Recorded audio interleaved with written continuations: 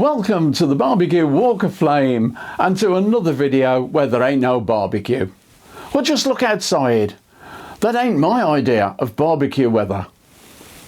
On a positive note, we have spring to look forward to and hopefully the end of these lockdown rules and regulations. Won't it be great to have friends round for barbecues again? We are indeed living in very different times. Myself and my partner have just experienced a most unusual Christmas, thanks to COVID. We didn't see any family or friends, but a few gifts did get through to us.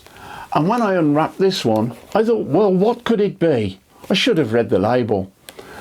Surely not another burger press. And to my surprise, when I opened the lid, it was socks. Can you believe it? A few pair of socks packaged to look like a burger. Well, that's a feat in itself. This got me thinking about burgers.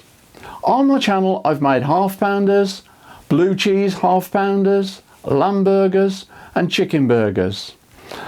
I thought I want to make a burger with a distinctive flavour and a bit of a kick to it. A burger with a difference. Then a flash of inspiration came to me whilst I was preparing a meal from Christmas leavovers. I've been experimenting in the kitchen for some time now and think I've got the making of a little beauty. With herbs, spices and raisins, this is not your ordinary burger. The mayo on the bun is an important part of the flavour. I'm using my latest gadget to blend some coriander, spring onion and lime pickle into a paste, which is then added to the mayo.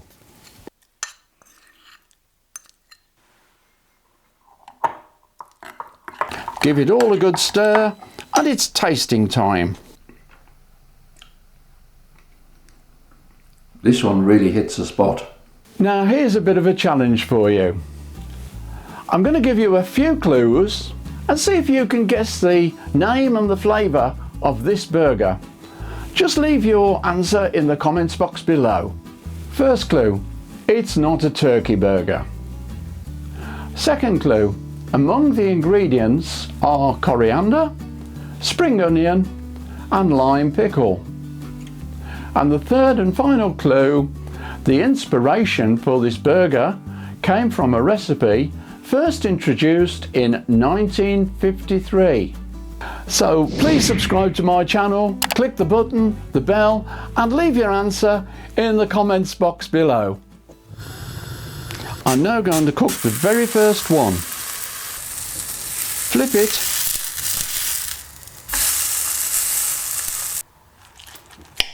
and it's time to taste it.